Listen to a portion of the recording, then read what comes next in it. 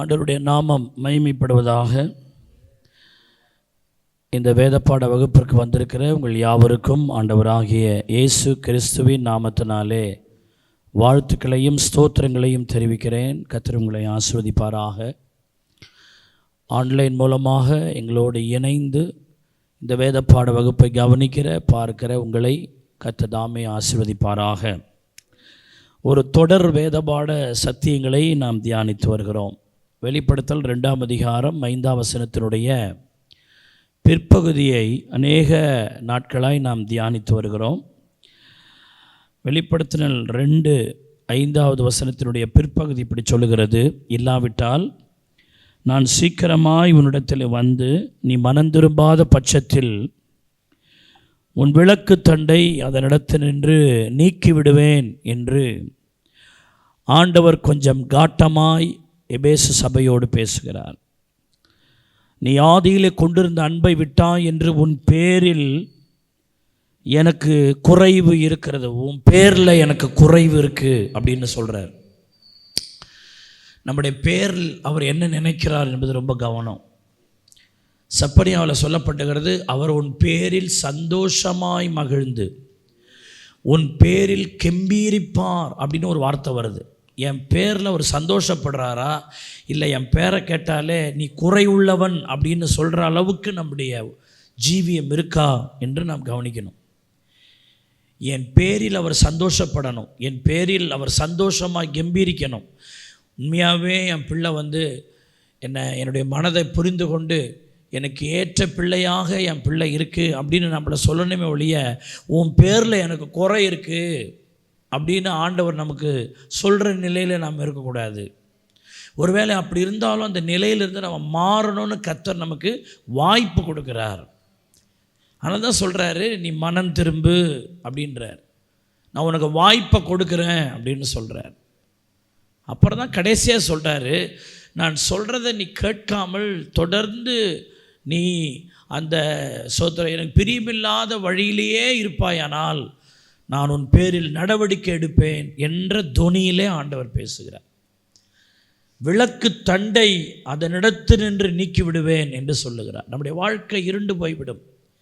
இயேசு நம்மை விட்டு போய்விட்டால், கர்த்தருடைய பிரசன்னம் நம்மை விட்டு போய்விட்டால், கர்த்தருடைய கிருபை நம்மை விட்டு போய்விட்டால் நம்முடைய வாழ்க்கை இருண்ட வாழ்க்கை தான்.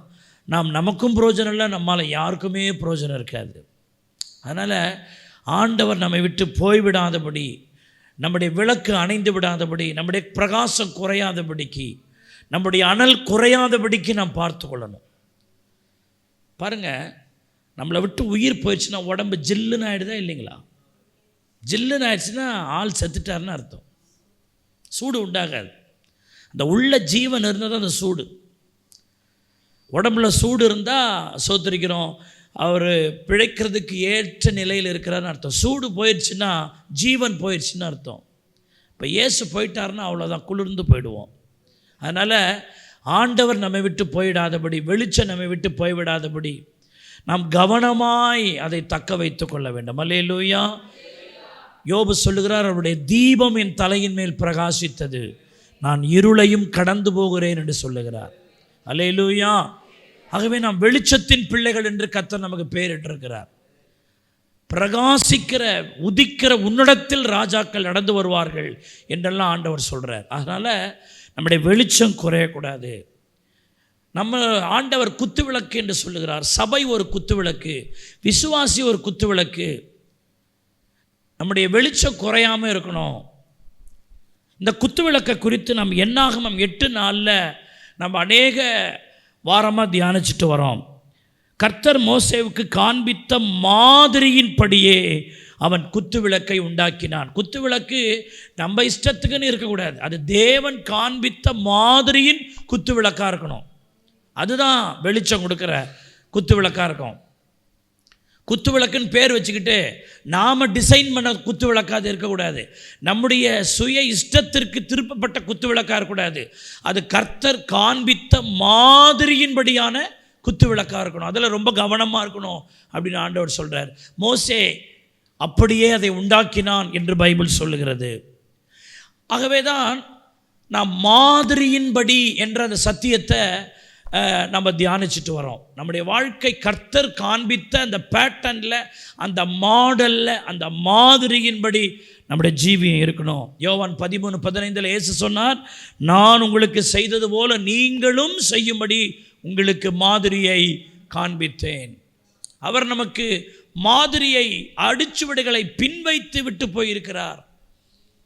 இயேசு நமக்கு இந்த வேதம் முழுவதும் நாம் எப்படி வாழணும் என்ற மாதிரியை காண்பித்திருக்கிறார். நாம் புதுசாக ஒரு டெக்னிக்கல் கொண்டு வர வேண்டிய அவசியம் இல்லை. கர்த்தர் ஏற்கனவே எல்லாம் நமக்கு சொல்லியிருக்கிறாரு. அந்த மாதிரியின்படி நம்ம நடந்தால் போதும், வாழ்ந்தால் போதும், நம்முடைய லைஃப் ஆசீர்வாதமாக இருக்கும். அல்லேலூயா. அதில் நம்ம ஆண்டவருடைய மாதிரியை குறித்து பார்க்கும் பொழுது அவருடைய ஜெப மாதிரியை நாம் பார்த்து வருகிறோம். கர்த்தருடைய பரிசுத்த நாமத்துக்கு மகிமை உண்டாகட்டும். இதுவரைக்கும் ஒரு சோத்திரிக்கிறோம் 16 ஜெப மாதிரியை நான் உங்களோடு கூட பிரசங்கித்திருக்கிறேன். இயேசு கிறிஸ்துவினுடைய 16 ஜெப மாதிரியை நான் இதுவரைக்கும் உங்களுக்கு சொல்லி கொடுத்துருக்கிறேன். இன்றைக்கி ஒரு 17வது ஒரு ஜெப மாதிரியை உங்களுக்கு நான் சொல்லி கொடுக்க விரும்புகிறேன். அதற்கு முன்பாக மார்க் 1:35-36 ஆகிய வசனங்களை நான் வாசிக்கிறேன், கவனியுங்கள். அவர் அதிகாலையில் இருட்டோடு எழுந்து புறப்பட்டு வனாந்தரமான ஒரு இடத்திற்கு போய் அங்கே ஜெபம் பண்ணினான். 36 வசனம் சொல்லுது, சீமோனும் அவனோடு இருந்தவர்களும் அவரை பின்தொடர்ந்து போய் என்று சொல்லப்பட்டுகிறது. இயேசு ஜெபிக்க போனார், அவருடைய சீஷர்களும் அவரை பின்தொடர்ந்து போனார்கள். இதான் மாதிரி, அவருடைய மாதிரியை பின்பற்றுவது. இயேசு சொன்னார், என் பின்னே வாருங்கள், ஃபாலோ மீ என்று சொல்லுகிறார். ஆண்டவர் ஒரு திறந்த புத்தகமாக இருக்கிறார். என்னை பின்பற்று, என்னை மாதிரியாக எடுத்துக்கொள், நான் என்ன செய்கிறேனோ அதை பண்ணு, நீ புதுசாலாம் ஒன்றும் செய்ய வேண்டாம், நான் என்ன பண்ணுறேன் ஏது பண்ணுறேன்னு பார், என்னை கவனி, என்னை கவனித்து அதுபோல நீ செய் என்று ஆண்டவர் சொல்லுகிறார். என் பின்னே வாருங்கள். பாருங்க, ஜெபம் பண்ணுகிற இயேசுவை பின்பற்றி போகிற சோத்திரிக்கிறோம் சீஷர்களை பார்க்கிறோம். நாமும் ஆண்டவருடைய அந்த ஜெபத்தை சோத்திரிக்கிறோம், ஃபாலோ பண்ணி நம்ம போகணும். இயேசுவினுடைய அந்த ஜெப மாடல் நம்முடைய ஜெப மாடலாக மாற வேண்டும். ஆமென்னு சொல்லுங்க. ஹல்லேலூயா. பாருங்க, ஒரு நாள் சீஷர்கள் சொல்றாங்க, எங்களுக்கு ஜெபம் பண்ண கற்றுத்தாரும், நாங்கள் எப்படி ஜெபிக்க வேண்டும் என்று எங்களுக்கு போதியும் என்று ஒரு முறை ஆண்டவரிடத்தில் கேட்கிறார்கள். என்ன, சீஷர்களுக்கே தெரியுது ஆண்டவர் இவ்வளவு வல்லமை உள்ளவராக இருப்பதற்கு காரணம் அவருடைய ஜெப வாழ்க்கை தான் என்பதை அறிந்திருந்தார்கள். நாங்கள் பிசாசை எப்படி துரத்துவது எங்களுக்கு சொல்லித்தாரும், வியாதியை எப்படி சுகமாக்குவது சொல்லித்தாரும் என்று சீஷர்கள் கேளாமல் ஜெபம் பண்ண எங்களுக்கு என்ன செய்தாரும், கற்றுத்தாரும். ஏனென்றால் எல்லாவற்றுக்கும் அடிப்படை ஜெபம் என்பதை அவர்கள் அறிந்திருந்தார்கள். ஆண்டவரை அவர்கள் பார்த்ததில் அதிகமாய் அவருடைய ஜெபத்தை தான் அவர்கள் பார்க்கிறார்கள்.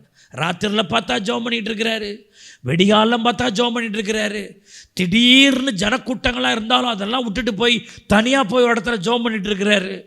ஜெபிக்கிற இயேசுவைத்தான் சீஷர்கள் பார்த்து கொண்டே இருக்கிறார்கள்.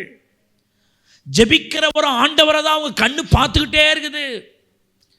ஜெபிக்கிற ஒரு இயேசுவை அவர்கள் தினம் தினம் பார்த்து கொண்டே இருக்கிறார்கள். அப்போ அவர் நல்லா தெரியுது, இந்த ஜெபம்தான் இவ்வளவு வல்லமையாக இவரை நடத்துகிறது என்பதை அவர் அறிந்திருந்தார்கள்.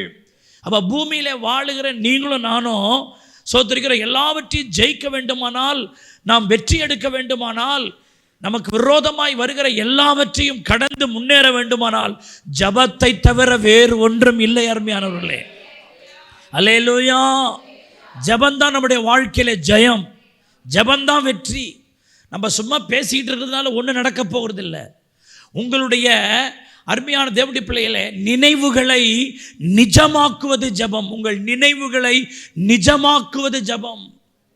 நீங்கள் எதெல்லாம் ஆண்டவரை நினச்சிக்கிட்டு இருக்கீங்க, உங்கள் பிள்ளைகளை குறித்து, குடும்பத்தை குறித்து, ஆவிக்குரிய வாழ்க்கை குறித்து எதெல்லாம் நினச்சிக்கிட்டு இருக்கீங்களோ அது நிஜத்தில் வரணும்னா அது ஜெபத்தில் மட்டும்தான் வரும். எல்லாம் சொல்லுங்க, நினைவுகளை நிஜமாக்குவது தேவனை நோக்கி நாங்கள் செய்யும் ஜெபங்களில் இருக்கிறது. அல்லேலூயா, அல்லேலூயா. ஒவ்வொரு விசுவாசியும் ஜெபிக்கும் கிறிஸ்தவனாக இருக்க வேண்டும். நான் பைபிள் ஸ்கூலில் இந்த நாட்டில் ஒரு புஸ்தகத்தை நான் படித்தேன், ஜெபிக்கும் கிறிஸ்தவன். தோத்திரம். ஜெபிக்கலைன்னா அவன் கிறிஸ்தவனே இல்லைன்ற மாதிரி அந்த புக்கு இருக்கும். ஜெபிக்கலைன்னா அவன் தேவனுடைய பிள்ளையே இல்லை, ஜெபிக்கலைன்னா அவன் கிறிஸ்தவனே இல்லை என்பதாக அந்த புத்தகத்தினுடைய கருப்பொருளாக இருக்கும். உண்மை அதுவும் தான். சும்மா நான் கிறிஸ்தவன் ஆண்டோடைய பிள்ளைன்னு சொல்லிட்டு ஜெபிக்கலைன்னா அதில் ஒன்றும் இல்லை. தனி ஜெபம் இருக்கா? குடும்பமாய் சேர்ந்து ஜெபிக்கிறோமா? ஜெபந்தான் என் வாழ்க்கையின் மிக முக்கியம் என்று அறிந்திருக்கிறோமா? ஏதோ பிரச்சனை வரும்பொழுது, தேவைகள் ஏற்படும் பொழுது சோத்திரிக்கிற ஜெபிக்கிறதல்ல அருமையானவர்களே. அது எல்லாரும் செய்வாங்க. ஆனால் ஜெபம் இல்லாட்டி என்னால் வாழவே முடியாது, ஜெபம் இல்லாமல் என்னால் ஜீவிக்கவே முடியாது, ஜெபம் இல்லாமல் ஒரு நாளை நான் கடந்து போகவே முடியாது என்று அந்த அளவுக்கு ஜெபத்தோடு இணைந்திருக்கிற தேவ பிள்ளைகளைத்தான் கர்த்தர் இந்த கடைசி நாட்களில் பயன்படுத்துவார் என்பதை நீங்கள் புரிந்து கொள்ள வேண்டும். ஹல்லேலூயா. ஆகவே ஜெபம் கிறிஸ்துவினுடைய வாழ்க்கை மிக முக்கியமாக இருந்தது. இன்றைக்கு 17வது பாயிண்ட்டை நான் உங்களுக்கு சொல்ல விரும்புகிறேன். லூக்கா 6வது அதிகாரம் அதனுடைய 12வது வசனத்தை பாருங்கள். லூக்கா 6 வசனம் 12. அந்த நாட்களிலே அவர் ஜெபம் பண்ணும்படி ஒரு மலையின் மேல் ஏறி ரா முழுவதும் தேவனை நோக்கி ஜெபம் பண்ணி கொண்டிருந்தார். Please listen the word. இந்த வார்த்தையில் பாருங்கள், இயேசுடைய ஜெப மாடல். ஜெபம் பண்ணும்படி ஒரு மலையில் ஏறினார். ஓகே, அந்த வார்த்தையை பாருங்கள், ரா முழுவதும். அப்புறம் தேவனை நோக்கி ஜெபம் பண்ணி கொண்டிருந்தார். பிரசன்ட் டென்ஸில் வருது பாருங்க. அந்த ஜெபத்தை முடித்தார்னு கூட இல்லை, பண்ணிக்கொண்டே இருந்தார். ரா முழுவதும் ஜெபம் பண்ணி கொண்டே இருந்தார். எல்லாரும் சொல்லுங்கள், இயேசு ரா முழுவதும் ஜெபம் பண்ணி கொண்டே இருந்தார். 17வது பாயிண்ட், நேரம் எடுத்து ஜெபிப்பது. நல்ல டைம் எடுத்து ஜெபிப்பது, நேரம் எடுத்து ஜெபிப்பது, ஆத்திர அவசரமாய் ஜெபிப்பது இயேசுவின் ஜெப மாடல் அல்ல. நல்ல டைம் எடுத்து ஜெபிக்கிறது. நிறைய பேருடைய வாழ்க்கையில் ஏன் நன்மை நடக்க மாட்டேங்குது? ஜெபம் ரொம்ப சுருக்கமாக இருக்கு. ஜெபம்னா 1000 முறை வாட்சை திரும்பி திரும்பி பார்க்கறது. ஜெபம் ஏதோ ஒரு மந்திரத்தை சொல்லிட்டு போகிற மாதிரி. அந்த ஜெபத்தில் பிரியம் இல்லை, நாட்டம் இல்லை, அதில் இணைப்பு இல்லை. மணி நேரம் ஜெபமா? 1 மணி நேரம் ஜெபமா? அப்படி 1 மணி நேரம் என்னங்க இருக்குது ஜெபம் பண்ணுறதுக்கு அப்படின்னு ஒருத்தர் கேட்குறாரு. 1 மணி நேரத்துக்கு என்னங்க ஜெபம் பண்ணுறதுக்கு இருக்கு? நான் ஊருக்கே ஜெபம் பண்ணிட்டு வாட்சியை பார்க்குற 10 நிமிஷம் தாங்க ஆகுது. ஊருக்கே ஜெபம் பண்ணிட்டாராம், ஆனாலும் 10 நிமிஷம் தான் ஆகுதான். அப்படின்னா என்ன அர்த்தம்னா, அவர் ஜெபத்தின் மேலே அவ்வளோ நாட்டம் இல்லை. இயேசுவினுடைய ஜெப மாடலை பாருங்க. அவர் நேரம் எடுத்து ஜெபம் பண்ணினார். ரா முழுவதும் ஜெபம் பண்ணிக்கொண்டே இருந்தார். இதான் இயேசுவினுடைய ஜெப மாடல். உங்களுடைய வாழ்க்கை ஆசீர்வாதமாக இருக்க வேண்டுமானால், நன்மைகள் வர வேண்டுமானால், ரொம்ப நாள்பட்ட பிரச்சனை, முத்தி போன ஒரு பிரச்சனை, தீராத பிரச்சனைகள் எல்லாம் தீர வேண்டுமானால் அதற்கு நல்ல நேரம் எடுத்து ஜெபிக்க வேண்டும், நல்ல டைம் எடுத்து ஜெபிக்க வேண்டும். பால் ஏங்கிச்சோ அவரிடத்துல ஒரு இன்டர்வியூ நடத்தினாங்களாம். உங்கள் ஜெப நேரம் எவ்வளோ நேரம்? நீங்கள் எவ்வளோ நேரம் ஜெபம் பண்ணுவீங்க? அவங்க நிறைய பேர் இடத்துல அந்த பேட்டி எடுத்துருக்குறாங்க. ஒருத்தர் சொல்கிறார், நாங்கள் 2 மணி நேரம் ஜெபம் பண்ணுவோம், 3 மணி நேரம் ஜெபம் பண்ணுவோம், 4 மணி நேரம் ஜெபம் பண்ணுவோம் அப்படின்னு ஒவ்வொருத்தரும் டைம் சொல்கிறாங்க. பாஸ்டர் பால் எங்கச்சோட்ட கேட்டால் அவர் சொல்கிறார், நான் ஜெபம் பண்ணுறதுக்கெல்லாம் டைம்லாம் எதுவும் வச்சிடல. அப்புறம் ஆண்டவருடைய பிரசன்னம் என்னை தொடுகிற வரைக்கும், என் இருதயத்தில் ஒரு சமாதானம் வருகிற வரைக்கும், என் ஜெபத்தை கேட்டார் என்கிற ஒரு நிறைவு எனக்கு வரும் வரைக்கும் நான் ஜெபம் பண்ணிக்கொண்டே இருப்பேன் என்று சொல்லுகிறார். அல்லேலூயா. சில ஆட்களுக்கு இயேசுனார் ஜெபத்தை கேட்குறாரோ கேட்கலையோ, இவங்க ஆமேன்ட்டு எழுந்து போயிடுவாங்க. நான் ஜெபம் பண்ணிட்டேன் அப்படின்னு நினைப்பான். என் ஜெபம் அவர்கிட்ட போய் சேர்ந்துச்சா? என் ஜெபத்தை அவர் கேட்டாரா? அந்த நிறைவு என் மனசுக்குள்ளே வந்துச்சா? அதெல்லாம் இல்லை, ஜெபம் பண்ணிட்டேன் நான். ஆனால் அந்த ஊழியக்காரர் சொல்கிறாரு, நான் இவ்வளவு நேரம் தான் ஜெப நேரம்னு வைக்கிறது இல்லை, என் ஜெபத்தை கர்த்தர் கேட்டார் என்று என் மனதில் ஒரு சமாதானம் வரும் வரைக்கும் நான் ஜெபத்தை நிறுத்த மாட்டேன், ஜெபம் பண்ணிக்கிட்டே இருப்பேன்னு சொல்கிறார். அல்லேலூயா. அதனால் லட்சக்கணக்கான சோத்திரிக்கிறோம் ஆத்துமாக்களுக்கு அவர் ஆசீர்வாதமாக இருந்தார். ஆகவே இந்த நாட்களிலே நம்முடைய ஜெப நேரங்களை நாம் நீட்ட வேண்டும். ஆதியாகமம் 32ஆம் அதிகாரம் 24வது வசனத்தில் யாக்கோப்பினுடைய ஜெபத்தை பார்த்தால், அப்பொழுது ஒரு புருஷன் பொழுது விடியும் அளவும் அவனுடனே போராடி, பாருங்க, பொழுது விடுகிற வரைக்கும் அவர் ஜெபம் பண்ணிக்கிட்டே இருக்கிறார். 26ல் அவர் நான் போகட்டும், பொழுது விடுகிறது என்கிறார். எப்பா, எவ்வளோ நேரம்பா என்னை ஆசீர்வதியும் என்னை கேட்டுகிட்டே இருக்கிற, பொழுது விடியுதுப்பா, போதும்பா, ஜபத்தை நிறுத்துப்பா அப்படின்னு ஆண்டவரே சொல்லக்கூடியதாக இருக்கிறதுன்னு பைபிளில் போட்டிருக்கு. ஆனாலும் யாக்கோப்பினுடைய வார்த்தை என்ன? அதற்கு அவன், நீர் என்னை ஆசீர்வதித்தால் ஒழிய போக விடேன். போகிறேன் என்று சொல்லுகிற ஒருவரை போக விடமாட்டேன் என்று சொல்லக்கூடிய அளவிற்கு ஜெபிக்கிற ஒரு யாக்கோப்பை இங்கே பார்க்கிறோம். அல்லேலூயா. அந்த ஜெபம் தாங்க அவனுடைய வாழ்க்கை லைஃபை சேஞ்ச் பண்ணுதுங்க. யாக்கோப்பா இருந்தவனை அங்கே இஸ்ரவேலனாய் கர்த்தர் மாற்றுகிறார். திருடன், எத்தன் என்ற அர்த்தமுள்ள அவனுடைய ஜீவியத்தை இளவரசன், ஆண்டவருக்கு பிரியமானவன் என்கிற அந்த ஒரு பெரிய ஒரு மறுரூபம் அந்த இடத்துல உண்டாகிறதை நாம் பார்க்கிறோம். அதுக்கு முன்னாடி யாக்கோப்பின் வாழ்க்கையில் நிறைய குறைவுகளை பார்க்கலாம். ஆனால் இந்த ஜெபத்திற்கு பிறகு யாக்கோப்புக்குள் ஒரு குறைவை நாம் பார்க்கவே முடியாது. அந்த ஜெபம் அவனுடைய லைஃப் சேஞ்சாக மாறுகிறது. ஒரு டேர்னிங் பாயிண்ட். அங்கே தான் கர்த்தர் அவனை தொடுறாரு, அங்கே தான் அவனோடு பேசுகிறாரு, அங்கே தான் ஆண்டவரை முகமுகமாய் அவன் பார்க்கிறான், அங்குதான் சூரியன் உதயமாகிறது, அங்குதான் கர்த்தர் அவனோடு கூட இடைபடுகிறதை நாம் பார்க்கிறோம். அல்லேலூயா, அல்லேலூயா. ஒரு நீண்ட நெடிய ஜெபம். நெகோமியாவின் புஸ்தகம் 9ஆம் அதிகாரம் 3வது வசனத்தை நீங்கள் வாசி பார்த்தீங்கன்னா, நெகோமியாவின் நாட்களிலே உபவாச ஜெபங்கள் பண்ணுறாங்க. அதில் பண்ணும் பொழுது 3ஆம் வசனம் சொல்லுது, பின்பு ஒரு ஜாம மட்டும் அவர்கள் பாவ அறிக்கை பண்ணி தங்கள் தேவனாகிய கர்த்தரை பணிந்து கொண்டார்கள். ஒரு ஜாம மட்டும் அவர்கள் ஜெபித்தார்களாம்.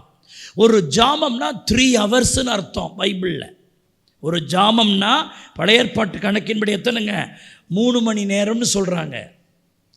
அதில் பார்த்தீங்கன்னா 3 மணி நேரம் அவங்க பைபிள் வாசித்ததாகவும் 3 மணி நேரம் அவங்க ஜெபம் பண்ணதாகவும் அந்த வசனங்களில் நீங்கள் பார்க்கலாம். ஒரு ஜாம மட்டும் வேத வசனங்களை வாசித்து, ஒரு ஜாம மட்டும் தங்கள் பாவங்களை அறிக்கை பண்ணி ஆண்டோடத்தில் ஜெபிக்கிறத பார்க்குறோம்.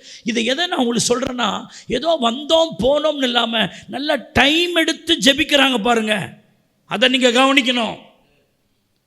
நிறைய நேரம் நம்முடைய ஜபமெல்லாம் 1/4 மணி நேரம், 10 நிமிஷம், இல்லை மிஞ்சி போனால் 1/2 மணி நேரம்.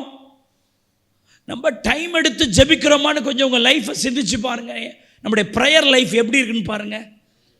ஆனால் 1008 குறைவுகளை சொல்கிறோம். என்ன ஆண்டவர் எனக்கு ஒன்றும் செய்யலாம், அப்படி ஆக்கும் இப்படி ஆக்குன்றோம். இந்த கடைசி காலத்தில் ஜபத்தின் மேலே உங்களுக்கு அவ்வளவு நாட்டமும் ஈடுபாடும் இருக்கணும் என்பதை நீங்கள் கவனிக்கணும். கர்த்தருடைய பரிசுத்த நாமத்துக்கு மகிமை உண்டாகட்டும். உங்கள் ஜப லைஃப் எப்படி இருக்குன்னு பாருங்கள். ஆதியாகமம் 18ஆம் அதிகாரம் நீங்கள் பார்த்தீங்கன்னா, அங்கே ஆபிரகாம் ஆண்டவரோடு கூட பேசுகிற ஒரு சந்தர்ப்பத்தை பார்க்கிறோம். அந்த சோதோம் குமாரா பட்டணத்தை அழிக்க இருக்கிற காரியத்தை நினைத்து ஆண்டவருக்கு முன்பாக திறப்பில் நின்று ஜெபிக்கிற ஒரு ஆபிரகாமை பார்க்கிறோம். அது உங்களுக்கு நல்லா தெரியும். 50 நீதிமான் என்று அழிப்பீரா, 45 நீதிமான் என்று அழிப்பீரா, 40 நீதிமான், 30 நீதிமான் அவர் சொல்லிக்கிட்டே வரார். அதில் ஒரு வார்த்தை நீங்கள் பலமுறை படிச்சிருக்கலாம், அதை ஞாபகப்படுத்துகிறேன். அதில் 30வது வசனம் இப்படி சொல்லுது, அப்பொழுது அவன் நான் இன்னும் பேசுகிறேன். என்ன சொல்கிறாருங்க? நான் இன்னும் பேசுகிறேன். அவருடைய இன்னொரு வார்த்தை, ஆண்டவரே நான் இன்னும் ஜெபிக்கிறேன் என்ற வார்த்தை. அது ஆண்டவர்கிட்ட பேசுகிறாரு. ஜெபம் என்பது தேவனோடு பேசுவது தானே ஜெபம். நான் இன்னும் பேசுகிறேன், ஆண்டவருக்கு கோபம் வராதிருப்பதாக. நான் இன்னும் பேசுகிறேன். ஆபிரகாம் அறிந்து சொன்னானா அறியாமல் சொன்னான்னு தெரியல. ஆனால் அந்த சம்பவத்தில் ஆபிரகாமின் மேல் ஆண்டவர் கோபப்பட்டதாக நம்ம பார்க்கவே இல்லை. ஆண்டவரிடத்தில் பேசாதிருக்கிறவங்க மேலே தான் ஆண்டவர் கோபப்படுற வழிய அவரோடு இன்னும் இன்னும் பேசுகிறவர்களிடத்தில் கர்த்தர் கோபமாக இருப்பதே இல்லை. அல்லேலூயா.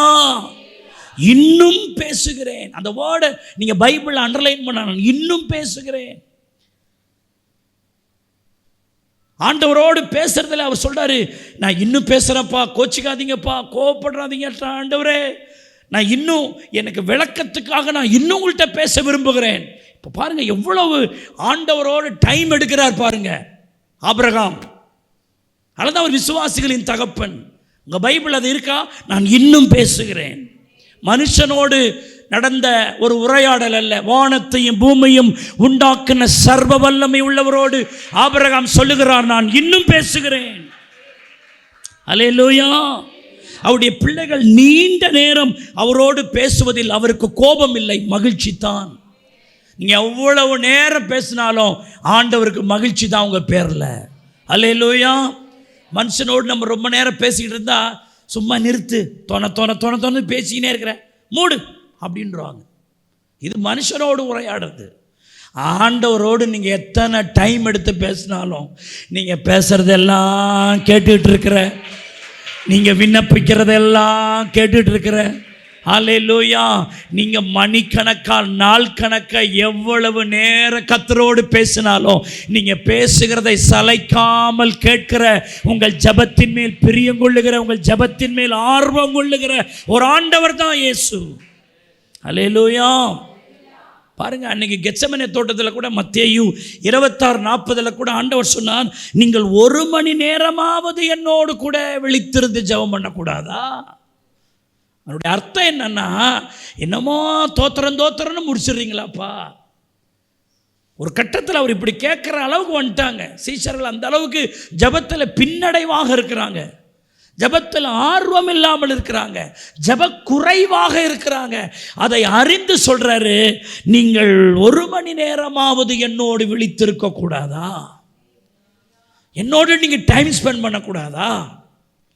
எங்கெங்கேயோ டைம் ஸ்பெண்ட் பண்ணுறீங்களே, உங்கள் நண்பர்களோடு டைம் ஸ்பெண்ட் பண்ணுறீங்களே, உலகத்தோடு டைம் ஸ்பெண்ட் பண்ணுறீங்களே, ஏன் கூட உங்களுக்கு டைம் ஸ்பெண்ட் பண்ண முடியாதா? என்னோடு கூட நீங்கள் டைம் எடுத்து என்னோடு கூட நீங்கள் இருக்கக்கூடாதா அப்படின்னு உங்கள்கிட்ட தானே ஆண்டவர் கேட்குறாரு. இன்றைக்கும் இந்த ஜெப வேளையில், இந்த செய்தி வேளையில், இந்த பைபிள் ஸ்டடியில் கர்த்தர் நம்மோடும் அந்த கேள்வியை எழுப்புகிறார், என்னோடு கூட விழித்திருக்க கூடாதா? யார் யாரோடு கூட இருக்கிறியே, என்னோடு கூட நீ விழித்திருக்க கூடாதா என்று சீஷடத்தில் மாத்திரமல்ல, இந்த வேளையில் நம்மோடும் கர்த்தர் கேட்கிறார். அநேக குடும்பங்கள் பாழாய் போவதற்கு மிக முக்கியமான காரணம் ஜபக்குறைவு. ஜபம் இல்லாமை அல்ல, ஜபக்குறைவு. Please listen the word. எபேசு சபையை பார்த்து என்ன சொன்னார்? நீ ஆதியிலே கொண்டிருந்த அன்பை விட்டாய் என்று உன் பேரில் எனக்கு குறைவு இருக்கிறது. கிறிஸ்தவங்க தான், ஞானஸ்நானம் எடுத்தவங்க தான், சபைக்கு வரவங்க தான், ஆனால் குறைவு இருக்கிறது, குறைவு இருக்கிறது. அன்றைக்கு நித்திய ஜீவனை பெற்றுக்கொள்வது எப்படி என்று ஒரு வாலிபன் சோதரிக்கிறோம் ஆண்டவரிடத்தில் வந்த பொழுது ஆண்டவர் இந்த வாலிபன் சொன்னார், இன்னும் உன்னிடத்தில் ஒரு குறைவு இருக்கிறது, ஒரு குறைவு இருக்கிறது. நித்திய ஜீவனெல்லாம் பெற்றுக்கொள்வது எப்படின்னு கேட்கறது நல்லது தான். ஒரு வாலிபனாக இருக்கிறாய், ஆஸ்தி உள்ளவனாக இருக்கிறாய், தலைவனாக இருக்கிறாய், பரிசேயனாக இருக்கிறாய், நல்ல கேள்வியை தான் கேட்கிறாய், என்னிடத்திலே தான் கேட்கிறாய், எல்லாம் சரிதான். ஆனால் இன்னும் உன்னிடத்தில் ஒரு குறைவு இருக்கிறதுன்னு சொன்னார்ல. நம்முடைய வாழ்க்கையினுடைய ஜபக்குறைவு தான் நம்முடைய ஆசீர்வாதத்தினுடைய நன்மைகளுக்கும் சோத்திர இல்லாமைகளுக்கும் காரணமாக இருக்கிறது. சாத்தானை எதிர்த்து நிற்க ஒரு விசுவாசிக்கு ஏன் பலன் இல்லைன்னா ஜபக்குறைவு தான். சத்துருவின் கோட்டைகளை தகர்க்க அவர்கள் முடியாதவர்களாக இருப்பதற்கு காரணம் அவருடைய ஜபக்குறைவு என்பதை இந்த நேரத்தில் கர்த்தர் உங்களோடு பேசுகிறார். நீண்ட நேரம் ஜெபத்தில் தரித்திருக்க முடியாததற்கு இன்னொரு காரணம் ஜனங்களின் அவசர நிலைமையாய் மாறிவிட்டது. இன்றைக்கு ஃபாஸ்ட் ஃபுட் என்கிற கலாச்சாரம் ஒரு 30-40 வருஷத்துக்கு முன்னாடி இல்லையே. இப்போ எல்லாம் ஃபாஸ்ட், அதிவேகம். ஒரு காலத்தெல்லாம் சென்னைக்கு போகணும்னா காலையில் ஏறினா சாயங்காலம் எடுத்து போய் விடுவான் தோத்திரம். அதுவும் நீங்கள் சோத்திரிக்கிறோம் 30-40 வருஷத்துக்கு முன்னாடி நீங்கள் மரக்காணம் வழியாக போயிட்டீங்கன்னா உங்கள் உடம்பும் போச்சு பிரயாணமும் போச்சுன்ற மாதிரி இருக்கும். எத்தனை மணிக்கு போய் சேருவீங்கன்னா நமக்கே தெரியாது. ஆனால் இன்றைக்கி சொல்கிறாங்க 2 மணி நேரத்தில் போயிட்டு வந்துட்டோன்றாங்க. எல்லாம் ஃபாஸ்ட் ட்ராக்கு. என்ன ட்ராக்குங்க? Fast track, fast food. புளிசாத வேகமாக ரெடியாக நாங்கள் வச்சுருக்கிறோம். ஊற்றி கிண்டி சாப்பிட்டு போய் சேர வேண்டியது தான். திடீர் இட்லி, திடீர் உப்புமா, திடீர் தோசை, எல்லாமே. இன்னும் பாருங்கள் என்னென்ன தோத்தரிக்கிறோம். பொம்பளை ஆளுக்கு இனிமேல் வேலையே இல்லை தோத்திரம். அப்படியே திடீர் சப்பாத்தி, அது நீயே தான் தின்னணுன்ற மாதிரி இருக்கும். சில இடத்துல போஸ்டர் சப்பாத்தி வச்சிங்கன்னா பார்த்தா ரவுண்டாக இருக்குது. அவனாக இது பண்ணி வச்சு எடுத்து கொடுக்குறாரான். நான் அவரை பார்த்தேன். அவர் பாரு, நிறுத்தியா, நீ பிசைஞ்சி உருட்டி பிசைஞ்சி நல்லா அதை வக்கனையாக பண்ணி வச்சா நாங்கள் சாப்பிடுவோம். அப்படி பிரிய தேவையில்ல. அது என்னமோ அப்படியே அடுக்கி வச்சுக்கிறார். ஒரு காலத்தை நான் சொல்லுவேன், இந்த மேரி பிஸ்கெட்டை யாராவது வச்சிங்க தோத்திரம், எவனுக்காவது வச்சுட்டு போங்க. எனக்கெல்லாம் ஒரு கட்டத்தில் அப்படி பிரித்து கொட்டுவாங்க. எவ்வளோ வேணாலும் சாப்பிடுங்க. 5 ரூபாய்க்கு 3 ரூபாய்க்கு வாங்கிட்டு வந்து பிரித்து கொட்டிவிட்டு எவ்வளோ வேணாலும் சாப்பிடுங்க. ஒரு அறிவிப்பு சொன்னேன், எது வேணாலும் வைங்க, எனக்கு அந்த பிஸ்கெட்டை மட்டும் வைக்காதீங்க அப்படின்னு நான் ஒரு அட்ரஸ் சொல்லிட்டேன். ப்ரைஸ் அல்லேலூயா. சும்மா எல்லாம் திடீர் எதுவும் வேலை கிடையாது சோத்திரம். அந்த மாதிரி ஆகிப்போச்சு. சரி, நானே சொல்கிறேன், அது எதனா ஆயிட்டு போட்டோங்க. ஆவிக்குரிய வாழ்க்கையிலையும் அது திடீர் தோத்திரம் ஆமேன்ட்டு போயினே இருக்குது. எப்படி வாழ்க்கை நல்லா இருக்கும்? ஆண்டவரோடு டைம் எடுத்து ஜெபிக்க உனக்கு முடியலன்னா எப்படி அது லைஃப் சுவாரஸ்யமாக இருக்கும்னு கொஞ்சம் யோசிச்சு பாருங்க. ஜெபத்தில் நீண்ட நேரம் காத்திராமல் தேவ சித்தத்தை நீ அறிந்து கொள்ள முடியாது. நல்ல டைம் எடுத்து ஜெபிக்கிறவங்களுக்கு தான் தேவ சித்தம் வெளிப்படும். எதை நீ செய்யணும், எதை செய்யக்கூடாது, எதை பேசணும், எதை பேசக்கூடாது என்கிற ஒரு தெளிவு நீண்ட நேர ஜெபத்தில் தான் கிடைக்கும். உனக்கு டக்குன்னு ப்ரேயரில் கிடைக்காது. என்னெல்லாம் சில நேரத்தில் எப்படி ஓட்டுவார்ன்றீங்க. சில நேரம் ஆண்டோடைய சமூகத்தில் ஒரு வார்த்தையை வாங்கிறதுக்கு எவ்வளோ நேரம் இருப்பேன். பிரசங்கத்திற்கு குறிப்பாக இல்லை என்கிட்ட.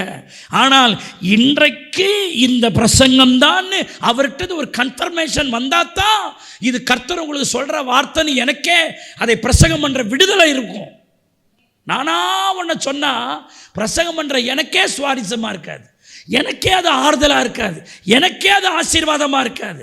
எனக்கே ஆசீர்வாதம் இல்லாத ஒரு வார்த்தையை நான் எப்படி விடுதலையாக பிரசங்கம் பண்ண முடியும்? அதுக்காக காத்திருப்பேன். ஆனால் அவர் லேசில் சொல்ல மாட்டாருங்க. வசனத்தை திருப்புவேன், பரட்டுவேன், ஜெபம் பண்ணுவேன். ஒரு கட்டத்தில் எனக்கு தூக்கமும் வரும். சில நேரம் நான் அழுது இருக்கிறேன், ஆண்டவரே என்ன இது, இதோ டைம் ஆயின்னு இருக்குது. சில நேரம்லாம் அப்போல்லாம் 9:30 மணிக்கு சர்வீஸு, 8 மணி வரைக்கும் வார்த்தை கிடைக்காம பைத்தியகார மாதிரிலாம் இருந்திருக்கிறேன். அப்புறம் கதறுவேன், அழுவேன், தூங்குவேன், எழும்புவேன், என்னென்னமோ பண்ணுவேன். அப்புறம் ஒரு 8:30 மணிக்கா ஒரு வார்த்தை உள்ளே விழும். அப்புறம் குபிகுபிக்கும்னு கர்த்தருடைய வார்த்தை வரும். ஏயா இதை நேற்று ராத்திரியே சொல்லியிருந்தா நல்லா இருந்திருக்குமேண்ணா, இம்மா நேரம் என் கூட ஸ்பெண்ட் பண்ணியிருப்பியாப்பா டைமுன்ற மாதிரி இருக்கும். உண்மைதான். அவர் வேகமாக கொடுத்துருந்தா பெருச்சிட்டை இழுத்து போட்டு நாளைக்கு பார்த்துக்கலான்டான்னு நான் படுத்துட்டு இருப்பேன். அப்போ சில நேரம் அவரோடு நாம் நேரம் எடுக்க வேண்டும்னு விரும்புகிறாரு, அவரோடு டைம் ஸ்பெண்ட் பண்ணணும்னு விரும்புகிறாரு. அல்லேலூயா. நாமெல்லாம் ஆத்திர அவசரத்துக்காக கற்றுட்ட போகிறவங்களா இருக்கிறோம் ஒழிய, நீண்ட நேரம் பக்தி உள்ளவன் எவனும் சகாயம் கிடைக்கிற காலத்திலும் கூட அவன் விண்ணப்பம் பண்ணி ஜெபம் பண்ணுவான். அல்லேலூயா. ஜெபத்தில் நீண்ட நேரம் காத்திராமல் தேவனுடைய ஆலோசனைகளை நீங்கள் பெற முடியாது. தேவனுடைய சமூகத்தில் நீண்ட நேர காத்திராமல் தேவனிடத்திலிருந்து வழி நடத்துதல்களை நீங்கள் பெற்றுக்கொள்ள முடியாது. எல்லாரும் சொல்லுங்கள், நீண்ட நேரம் நான் ஜெபிக்காமல் தேவ சித்தத்தை நான் பெற்றுக்கொள்ள முடியாது. நீண்ட நேரம் நான் ஜெபிக்காமல் தேவனிடத்திலிருந்து ஆலோசனைகளை நான் பெற முடியாது. நீண்ட நேரம் நான் ஜெபம் பண்ணாமல் தேவனுடைய வழி நடத்துதலை தெரிந்து கொள்ள முடியாது. வழி நடத்துதலை தெரிந்து கொள்ள வேண்டுமானால், தேவனுடைய ஆலோசனைகள் எனக்கு கிடைக்க வேண்டுமானால், இதுதான் தேவனுடைய சித்தம் என்ற நிச்சயம் எனக்கு வர வேண்டுமானால், நீண்ட நேரம் நான் ஜெபத்தில் கர்த்தருடைய சமூகத்தில் காத்திருக்க வேண்டும். அல்லேலூயா. அதர்வைஸ் நீங்கள் அதை எதிர்பார்க்க முடியாது. குழப்பிக்கிட்டே உட்காந்துருப்பீங்க. யார்கிட்ட போய் சொன்னாலும் உங்களுக்கு பதில் இல்லை. வேதத்தில் 1 சாமுவேல் 1:12 அன்னாளுடைய ஜெபத்தை குறித்து பார்க்கும்போது, அவள் கர்த்தருடைய சந்நிதியில் வெகு நேரம் விண்ணப்பம் பண்ணுகிற போது, அதான் அந்த அந்த வேர்டு தான் அன்னாளுடைய லைஃப்பை சேஞ்ச் பண்ணுது. ஏதோ வந்தோம் ஜெபம் பண்ணோன்னு இதுக்கு முன்னாடி அன்னாள் போயிருப்பாங்க போல. ஆனால் இன்றைக்கு அவள் கர்த்தருடைய சந்நிதியில் வெகு நேரம் விண்ணப்பம் பண்ணுகிற போது ஒன்று நடக்குது. அந்த வெகு நேரம் விண்ணப்பம் பண்ணுகிற போது அப்படின்னு போது தான் ஏதோ ஒன்று சம்திங் ஹேப்பனிங், என்னமோ நடக்குது. நான் இங்கே வெளிப்பாடாக சொல்கிறேன். அன்னாளுடைய அற்புதத்திற்கு காரணம், அன்னாளுடைய மாற்றத்திற்கு காரணம், அன்னாளினுடைய சோத்திருக்கிறோம் துக்கம் மாறினதற்கு காரணம் அவளுடைய வெகுநேர ஜெபம். நல்ல டைம் எடுத்து ஜெபம் பண்ணினதினால் அன்னாளுக்கு கர்த்தர் அற்புதம் செய்ய கிரியை செய்தார். ஆமென் சொல்லுங்க. அல்லேலூயா. ஆகவே உங்களுடைய வாழ்க்கையில் நீண்ட நாளாய் தீராத பிரச்சனைகள் இருக்குமே, ஆனால் நீங்கள் டைம் எடுத்து ஜெபம் பண்ணி பாருங்கள், நேரம் எடுத்து ஜெபம் பண்ணி பாருங்கள். சில வசனங்களை நான் வருஷப்படுத்தி முடிக்கிறேன். யாத்திராகமம் 3ஆம் அதிகாரம் 9ஆம் வசனத்தில் ஒரு வார்த்தை வருது. அவருடைய கூக்குரல் என் சந்நிதியில் வந்து எட்டின போது, பாருங்க, இப்பொழுதும் இஸ்ரவேல் புத்தருடைய கூக்குரல் என் சந்நிதியில் வந்து எட்டினது அப்படின்னு ஆண்டவர் சொல்கிறார். அப்படின்னா இப்போது நான் ஜெபம் பண்ணுறேன்னா, நான் நல்ல டைம் எடுத்து ஜெபம் பண்ண தான் என் ஜெபம் தேவ சமூகத்தை போய் எட்டும். அல்லேலூயா. அப்போ ஆண்டவர் எப்போ எனக்கு அற்புதம் செய்கிறார்னா, என் ஜெப சத்தம் அவர் சந்நிதியில் போய் எட்டுற வரைக்கும் நான் ஜெபம் பண்ண வேண்டும். ஆமென்னு சொல்லுங்க. நிறைய பேருடைய ஜெபம் ஆண்டவருடைய சமூகத்தை போய் என்ன செய்யலை, ரீச் ஆகலை. ரீச் ஆகிற வரைக்கும் ஜெபம் பண்ணோம். அதான் வெகுநேர ஜெபம். ரெண்டாவது மத்தேயு 15:23 ஒரு வார்த்தை வருது. மத்தேயு 15:23 பின் தொடர்ந்து கூப்பிடுகிறாளே அப்படின்ற வார்த்தை நீங்கள் பாருங்கள். கானானிய ஸ்திரீயினுடைய லைஃப்பை பார்த்தீங்கன்னா, அவளுக்கு பிரதியுத்தரமாக அவர் ஒரு வார்த்தையும் சொல்லவில்லை. அப்போது அவருடைய சீஷர்கள் வந்து, இவள் நம்மை பின்தொடர்ந்து கூப்பிடுகிறாளே. எப்படிங்க? பின்தொடர்ந்து கூப்பிடுகிறாளே. ஆண்டவர் ஒன்றும் சொல்லாட்டாலும் இவ கூப்பிடுறத நிறுத்தவே இல்லை, கூப்பிட்டுட்டே இருக்கிறா. ஜபத்தை நிறுத்தவே இல்லை. சில நேரம் நம்முடைய பிரேயருக்கு பதிலே வராட்டா கூட பதில் வரும்னு நம்ம கூப்பிட்டுக்கிட்டே இருக்கணும், ஜபம் பண்ணிக்கிட்டே இருக்கணும். நம்முடைய ஜபத்தை நிறுத்தாமல் ஜபிக்கணும். அல்லேலூயா. அவர் பிரதியுத்தரமாக ஒரு வார்த்தையை சொல்லலை, ஆனால் இவன் கூப்பிடுறதையும் நிறுத்தலை. அதான் கானானிய ஸ்திரீயின் வாழ்க்கையில் அற்புதம் நடந்திருக்க காரணம், அவள் பின்தொடர்ந்து கூப்பிடுகிறாளே. கூப்பிட்டுக்கிட்டே இருக்கிறான். ஆண்டவரே மன இறங்கும், அற்புதம் செய்யும், உங்களை தவிர என் வாழ்க்கையில் அற்புதம் செய்ய யாராலும் முடியாது. ஆண்டவர்கிட்ட பாசிட்டிவான சிக்னலே வரல. ஆனால் அவள் ஜெபத்தை விடுறதா இல்லை. அல்லேலூயா. நிறைய நேரம் நம்ம டயர்டாயிடுறோம். ஆமாம், ஜெபம் பண்ணி என்னத்தான் ஆண்டவர் செஞ்சிட்டார். ஜெபம் பண்ணி என்ன பண்ணிட்டார்? 40 நாள் ஜெபம் பண்ணேன், 21 நாள் ஜெபம் பண்ணேன், அங்கே ஜெபம் பண்ணேன், இங்கே ஜெபம் பண்ணேன், ஆண்டவர் ஒன்றும் செஞ்ச மாதிரியே தெரிலன்ட்டு கர்த்தருடைய சமூகத்தை சோர்ந்து அப்படி விலகிடுறாங்க பாருங்க. அதோடு அந்த அம்மா கதை, அந்த ஐயா கதை முடிஞ்சு போச்சுன்னு அர்த்தம். அவங்க லைஃப் நல்லா இருக்காது. சோத்திரம். ஆண்டவருடைய சமூகத்தை பிடிச்சமா, பிடிச்ச பிடியில் பிடிச்சிக்கிட்டே இருக்கணும். உம்மை உறுதியாய் பற்றி கொண்ட மனதை உடையவன் உம்மையே நம்பியிருக்கிறபடியால் அவனை பூரண சமாதானத்தோடு காத்து கொள்வீர்னு ஆண்டவர் சொல்றாரு. லூக்கா 18:7 பாருங்க. இரவும் பகலும், ஸ்தோத்திரிக்கிறோம், கூப்பிடுகிறவர்கள் ஆகிய தம்மால் தெரிந்து கொள்ளப்பட்டவருடைய விஷயத்தில் நீடிய பொறுமை உள்ளவராயிருந்து அவர்களுக்கு நியாயம் செய்யாமல் இருப்பாரோ? தேவன் தம்மை நோக்கி இரவும் பகலும் கூப்பிடுகிறவர்களாகியன்னு போட்டு பிரசன்ட் டென்ஸ்ல வருத பாருங்க. கூப்பிட்டவர்களாகிய இல்லை, கூப்பிட போகிறவர்களாகிய இல்லை, கூப்பிடுகிறவர்களாகிய அவங்க விஷயத்துல தான் ஆண்டவர் அக்கறையுள்ளவராய் கவனமுள்ளவராய் இருப்பார். எல்லாரும் சொல்லுங்கள், ஆண்டவர் எனக்கு நியாயம் செய்ய வேண்டுமானால் என் விஷயத்திலே அவர் நியாயம் செய்ய வேண்டுமானால் நான் இரவும் பகலும் கூப்பிட்டு கொண்டே இருப்பேனானால் என் விஷயத்திலே அவன் நியாயம் செய்வார்னு நம்புறவங்க கைகளை தட்டி ஆண்டவரை ஸ்தோத்திரம் பண்ணுங்க. நியாயம் செய்வார். நிறைய. அதனால தான் இந்த லூக்கா 18ஆம் அதிகாரத்தில் சோர்ந்து போகாமல் ஜெபம் பண்ணுவதற்கு கர்த்தர் ஓமையாக சொன்னார். ஜெபத்தில் என்ன செய்யக்கூடாதுங்க? டயர்டாகக்கூடாது, சோர்ந்தே போகக்கூடாது, ஜெபம் பண்ணிக்கிட்டே இருக்கணும்.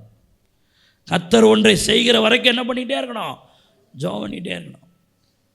சங்கீதம் 56:8 பாருங்க. என் அலைச்சல்களை தேவரீர் எண்ணிருக்கிறீர், என் கண்ணீரை உம்முடைய துருத்தியில் வெய்யும், அவைகள் எல்லாம் உம்முடைய கணக்கில் அல்லவோ?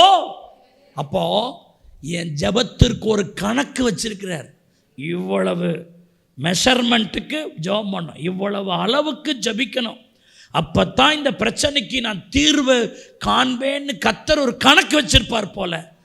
அதனால்தான் நீங்கள் ஜெபிக்கிற ஒவ்வொன்றுக்கும் கர்த்தர் கணக்கு வச்சிருக்கிறார். எவ்வளவு நேரம் ஜெபிக்கிறோம், தேவ சமூகத்தில் எவ்வளவு அழுதுருக்கிறோம். நீங்கள் நினைக்கிறீங்களா ஆண்டவர் சமூகத்தில் நீங்கள் கண்ணீர் வடிக்கும்போது உங்கள் கண்ணீர் தரையில் சிந்துதுன்னு நினைக்கிறீங்களா? இல்லை, அவருடைய துருத்தியில் கவுண்டிங்கில் இருக்குது. அதை துருத்தியில் கர்த்தர் வைக்கிறாரு. உங்கள் கண்ணீருக்கு, உலகத்துக்கு உங்கள் கண்ணீருடைய அருமை தெரியாமல் இருக்கலாம், உலகத்தில் உங்கள் கண்ணீர் அலட்சிய பண்ணப்படலாம். ஆனால் கர்த்தருடைய சமூகத்தில் வடிக்கிற உன் கண்ணீரை கர்த்தர் துருத்தியில் வைத்து அந்த கணக்கு வைத்து உன்னை ஆசீர்வதிப்பார். உன்னை மட்டுமல்ல, உன் சந்ததி ஆசீர்வதிப்பார். என் பிள்ளை இவ்வளவு அழுதுருக்கா, என் பிள்ளை இவ்வளவு ஜெபம் பண்ணியிருக்கிறா, நான் அவளை இல்லை, அவள் சந்ததியே நான் ஆசீர்வதிக்கணும். என்னிடத்தில் அன்பு கூர்ந்து என் கற்பனைகளை கை கொள்ளுகிறவர்களுக்கு 1000 தலைமுறை மட்டும் இரக்கம் செய்கிறவராயிருப்பேன்னு சொல்றார். ஒரு ஆள் ஜெபம் பண்ணா 1000 தலைமுறைக்கு இரக்கம் செய்கிறார். நம்மளால இந்த குருவி மூளையில் அதை விளங்கி கொள்ளவே முடியாது. நீங்கள் ஒரு சில சந்ததிகள்லாம் அவன் படிப்பான், பிள்ளைங்க அப்படியே ரைஸ் ஆகிறாங்க, அப்படியே ஒரு குடும்பம் பார்த்தீங்கன்னா அப்படியே ஒரு மாதிரி அப்படியே மேலே போயிட்டே இருக்கிறான்னு அதுக்கு பொறாமப்படுறதில்ல. அந்த சந்ததியில் யாரோ ஒரு பக்தி உள்ளவர் இருப்பான், யாரோ ஒரு ஆள் ஜெபம் பண்ணியிருப்பான். அவங்களுடைய ப்ரேயரில் அல்ல, யாரோ ஒருத்தவங்க அதில் இருந்திருப்பாங்க. அதை வச்சு அந்த சந்ததி ஆஸ்வதிக்கப்படலாம்.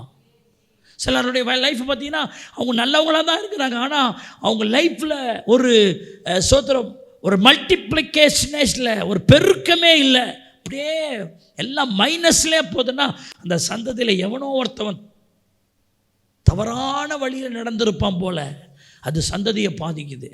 ஆனால் அதே நேரத்தில் ஒரு ஜெபிக்கிற பக்தி உள்ளவன் ஒரு சந்ததியில் ஒரு தெரியல, நமக்கு தெரியாமல் இருக்கலாம், அதனால் அந்த சந்ததியை கர்த்தர் உயர்த்தலாம்.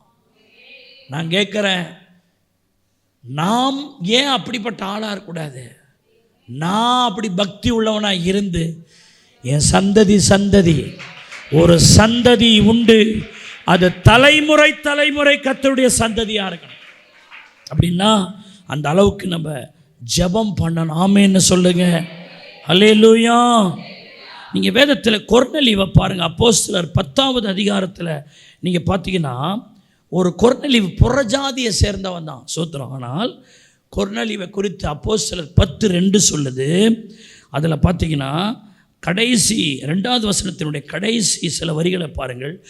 எப்பொழுதும் தேவனை நோக்கி அவன் ஜெபம் பண்ணி கொண்டிருந்தான். எனி டைமும் கொர்நேலியுவுக்கு என்னதாங்க? ஜெபம் பண்ணிக்கொண்டே இருந்தான், பண்ணிக்கிட்டே இருக்கிறான். ஒரு நாள் 4ஆம் வசனம் சொல்லுகிறது, உன் ஜெபங்களும் உன்னுடைய தான தர்மங்களும் தேவனுக்கு நினைப்பூட்டுதலாக அவர் சந்நிதியில் வந்து என்ன செஞ்சிருக்கு? எட்டியிருக்கு. நீங்கள் ஜெபம் பண்ணிக்கிட்டே இருக்கிறீங்க, ஆனால் உங்கள் பதில் கண்ணுக்கு தெரில. ஜெபம் பண்ணிக்கிட்டே இருக்கிறீங்க, ஒரு நாள் உங்கள் ஜெபத்திற்கான பதில் வரும். கைதட்டி ஆமென்னு சொல்லுங்க. அல்லேலூயா. வந்து எட்டும். நீங்கள் ஜெபிச்ச ஜெபத்தை நீங்கள் கூட மறந்துடலாம், ஆனால் உங்கள் ஜெபத்தை கேட்குறவரை மறக்கிறதே இல்லை. சகரியா எலிசபெத்தினுடைய சம்பவத்தை பாருங்க. சகரியா மகா பரிசுத்த ஸ்தலத்தில் ஊழியம் செய்கிற ஒரு வாய்ப்பு ஒரு நாள் கிடைக்கிறது. அவர் மகா பரிசுத்த ஸ்தலத்தில் ஊழியம் செய்ய போகிறாரு. காபிரியேல் தூதன் வலப்புறத்தில் தோன்றி சொல்லுகிறான், உன் வேண்டுதல் கேட்கப்பட்டது. என்ன வேண்டுதல்? உனக்கு ஒரு குழந்தைய கர்த்தர் என்ன செய்ய போகிறாரு.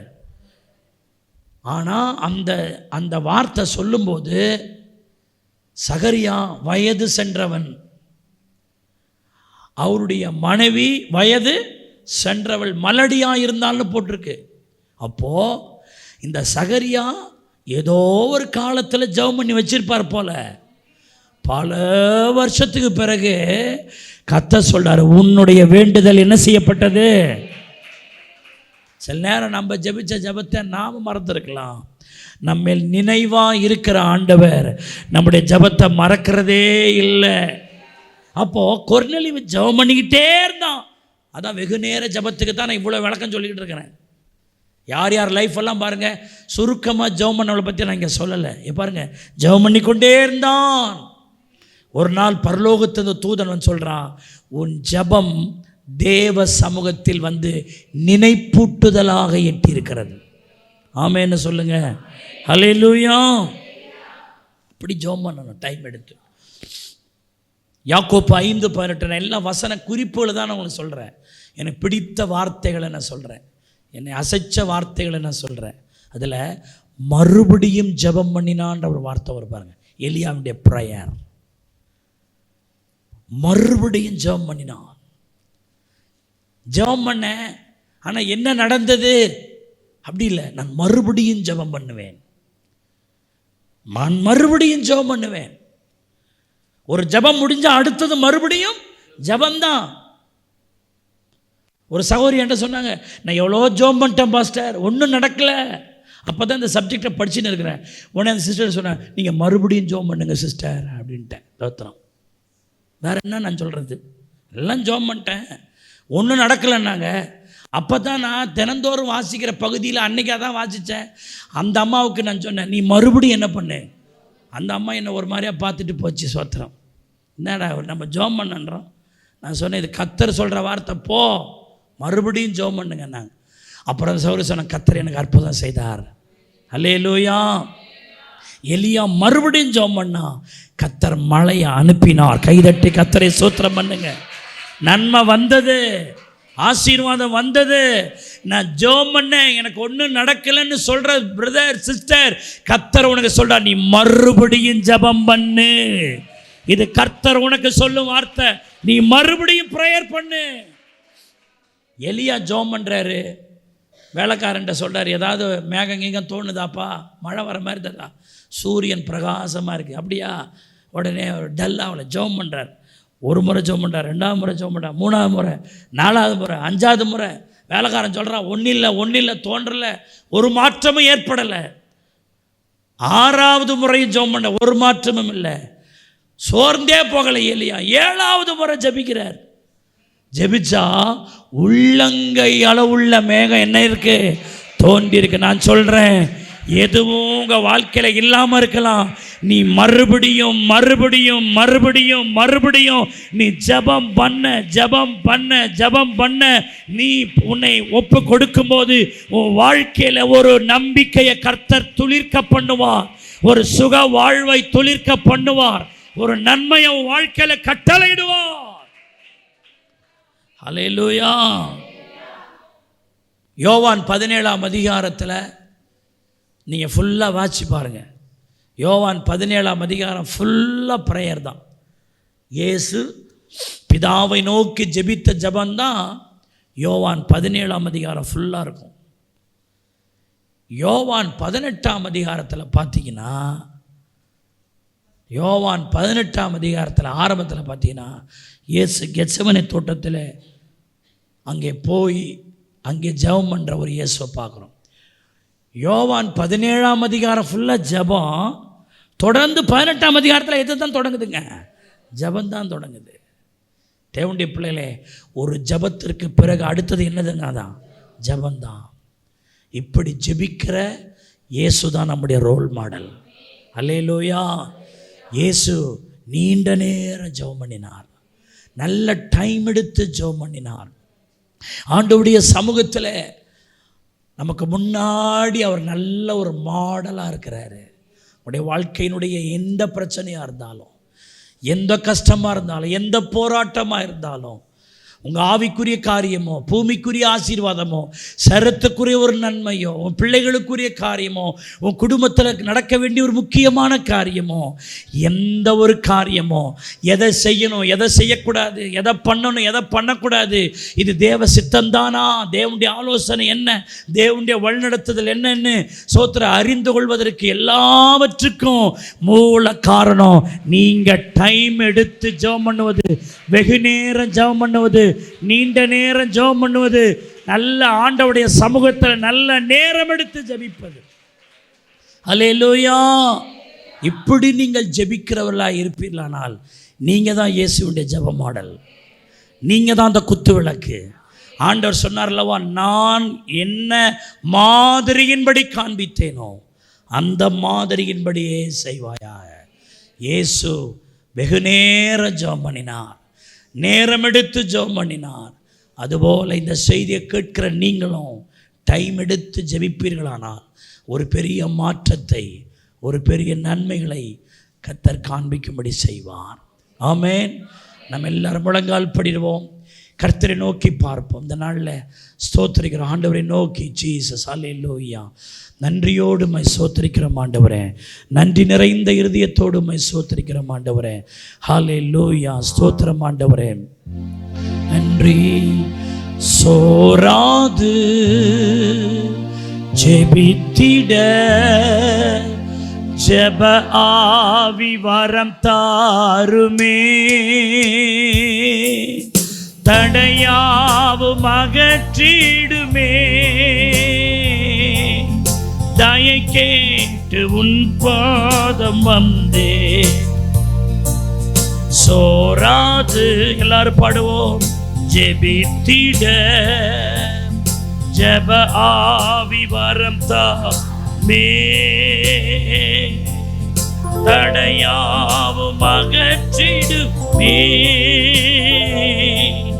தயக்கே உன் பாதம் வந்தே. எந்தன் ஜெபவே உம்மை தேடி வந்தேன், தேவா பதில் தாருமே. எந்தன் கோட்டை எந்தன் தஞ்சம் நீரே, உம்மை நான் நாடி வந்தே. உம்மோடு என்னாலும் உறவாட அருள் செய்யுமே. கர்த்தாவே உம் வார்த்தையை கேட்டிட காத்திருப்பேனே. உம்மோடு என்னாலோ உறவாட அருள் செய்யுமே.